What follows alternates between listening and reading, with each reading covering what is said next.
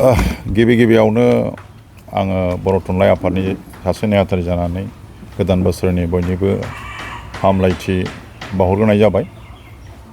दिनै बे नोंथांमोननि ससियेल मिडियानि गेजेरजों माखासे बाथ्राफोर रायजो राजा जोंनि बर' जाथिनि रायजो राजाफोरनो फोरमायनांगौ बाथ्रा दंखाय आङो बेवहाय ससियेल मिडियायाव नुजाथिदों।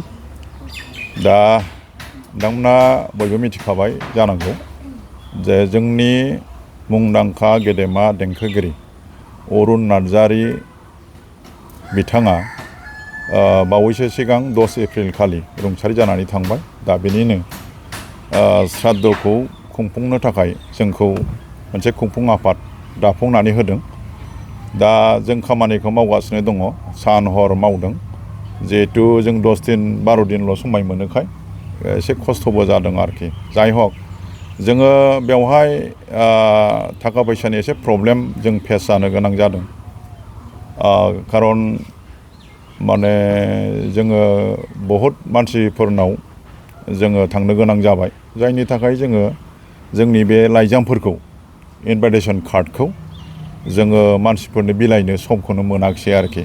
जोङो फेसबुकाव होबाय आरो नोंथांमोननि दिनै ससियेल मिडियानि गेजेरजों जों खावलायगोन जाहाथे आसामनि खना खनला जायगानिफ्राय जिहेतु अरुन नार्जारी बिथाङा बर' हारिनि गेजेराव हारिमुनि फोथाराव बिराद मोनसे गेदेर बिहोमा होबोनाय सासे व्यक्ति। नोंथांमोना मिथिगौ आलायारननि बिथाङा सासे सिंगार, रेडिअ' आर्टिस्ट, बेनिफ्राय गोबां केसेट बिथाङा जोंनि थाखाय सोरजिनानै गालांबाय आरो बिथांनि गारां बिथांनि देंखोखौ मिथियै रावबो गैया। दा जों लुबैदोंमोन मा जोंनि बे श्राद्धआ गाजा गोमजायै जानानै थांथों। जिहेथु जोंनि बर'नि सासे गेदेर आर्टिस्ट नालाय जों बिदि जाजानो लुबैदोंमोन आरोखि। दा बोथोरा बा जेरैबायदि जों कपारेसन मोननांगौमोन बे रोखोम जों मोनथ'वाखै। जों आसा खालामदों जों चिफ सारनिफ्राय जोङो 2 लाख रां मोनबोबाय। दा बेजोंनो जों जा हायो जोङो माने मावगासिनो दङ आरो जोंनि गोबांथार दैदेनगिरि जिहेथु सारनिफ्राय जोङो 2 लाखल' रां मोनबाय नालाय जों आसा खालामनाया एसे गिदिर। जों 10 लाखनि जिहेतु बाजेट खालामदोंमोन, दा 10 लाख बाजेटखौ जों मोनहाहैला। दा जोङो रायजो राजानिफ्राय बेनिफ्राय जोंनि गेदेमा साफ्रोमबोनिफ्राय जोङो एफा एफा जोङो अननाय मोनबाय। दा जोङो श्राद्धखौ मोजां भाबैनो खुंफुंनो हासिगोन होननानै जों आसा खालामदों। निस्सय मोजां जागोन। गेजेराव साननैल'सै जोंहा, जों रेडिखासै। ओंखायनो आं रायजो राजाफोरखौ खावलायदों जोंनि गासैबो बर' माहारियारि आफाद जेरैहाय बर' थुनलाइ आफाद, दुलाराय बर' हारिमु आफाद, दुलाराय बर' फरायसा आफाद, बर' सिने आर्टिस्ट एस'सिएसन आरो जोंनि माने आइजो अनसाय आफाद, माने जा आफादफोर दङ बिथांमोननि प्राइमारि लेभेलनि, डिस्ट्रिक्ट लेभेलनि, साब डिभिजन लेभेलनि जेसेबांनाखि आफादफोर दं आं बिथांमोनखौ खावलायगोन बिथांमोना जोंनि बे सारादु खुंफुंनायाव माने जोंनि खुंफुंनाय जे हाबाफारिफोर दङ बे हाबाफारियाव बाहागो लानानै जाहाथे जोंनि बे सारादु खुंनायखौ गाजा गोमजायै जाहाथे साक्सेस बा जाफुंसार होनायाव मदद होयो बेखौनो खावलायबाय। जोङो लाइजामखौ हयथ' मोनहोनो हाजोबहैयाबो जानो हागौ आरोखि, जिहेतु जोंनि आखायाव साननैल'सै नालाय।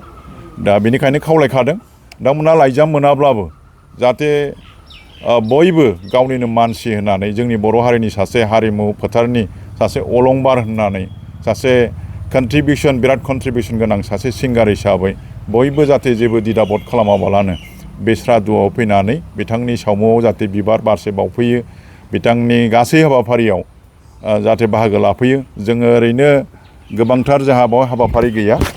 जोङो फुंबिलियाव बिथांनि सावमुआव जोङो बिबार बावगोन आरो बेखौ बावजेनगोन जोंहा बिथांनिनो अनजालि बिसि उर्मिला नार्जारी। बेनिफ्राय जोंहा दङ 9:30 जग्य होनाय, माने ब्रह्म धोरोमनि जे जग्य, बे जग्यनि गेजेरजों जोङो इसोर गाबज्रिगोन। बेनिफ्राय 11 बाजियाव बिसम्बि बेखेवगोन बिथांनि लाइफ स्केट्सखौ लानानै जों माखासे जों मोनसे बिसम्बि जायनि मुङा देंखोनि अलंबार नङा होमबा जों बेखौ जोङो प्रिन्ट खालामबाय बेखौ जोङो ओइदिनखालि जों बेखेवगोन जोंनाव सोर सोर आलासि फैयो गेदेमा आलासि जोंनि बिटिसिनि मानगोनां जोंनि हाग्रामा सारखौ जों आसा खालामदों गाहाय आलासि हिसाबै जों लादों बिथांखौ जोङो लोगो मोनाखैब्लाबो कमिउनिकेसनखौ जों खालामगासिनो दं जों आसा खालामदों बिटिसिनि मानगोनां चिफ हाग्रामा महिलारिया निस्सय बे हाबाफारियाव नुजाफैगोन जों बेखौ बयबो हास्थायदों रायजो राजाफ्रा बिनिफ्राय जोंहा आलायारन फिल्म बेखौ दहाय जोंहा मावफुं आफादनि खुंफुं आफादनि आफादगिरि मासिगिरि बिथां जगेश्वर ब्रह्मआ फोरमायबाय जोङो बे जोंनि आलायारन सिनेमा बर'नि प्रथम फुल फिसार फिल्म नङा होमबा बेखौ जोङो दिन्थिगोन आरो बिनि बिबानखौ लादों जोंहा जोंदाव बड'सा बिथाङा फैनानै बेखौ दिन्थिगोन बेनिफ्राय मोनाबिलिथाराव जोबथारनाय हाबाफारि दं हिसाबै दङ जोंहा जिहेतु बिथाङा 68 इयार्स कमप्लिट जाबाय दिनैनि दिनाव दा जोङो 68 आलारि बाथि सावनो जोङो बिथांनि सावमुआव मोनाबिलि समाव सावनानै जों आर'ज खालामगोन आरोखि जोङो बेवहाय बर' थुनलाइ आफाद थाबाय जोंहा दुलाराय बर' हारिमु आफाद थाबाय फरायसा आफाद थाबाय बर' सिने आर्टिस्ट एस'सियेसन थाबाय आरो बयबो न'खरनि बयबो थाबाय जोङो जयैनो बिथांनि गोजोन जिउमानि थाखाय जों इसोरनाव आलारि बाथि सावनानै आर'ज गाबगोन आरोखि जों जोबथारनायाव आं खावलायसारदों जाहाथे बयबो जेबो सानालासे जेबो माने गोनो गोथो सानालासेनो जाहाथे बे हाबाफारियाव बयबो लैहोर लैहोर फैनानै जाहाथे बाहागो लाफैनानै जोंनि बे सानसेनि हाबाफारिखौ गाजा गोमजायै जाहाथे जाफुंसार होयो बेनि थाखाय आङो आखाइ खबजोबनानै गासै रायजो राजाफोरखौनो आं खावलायहरबाय गोजोन्थों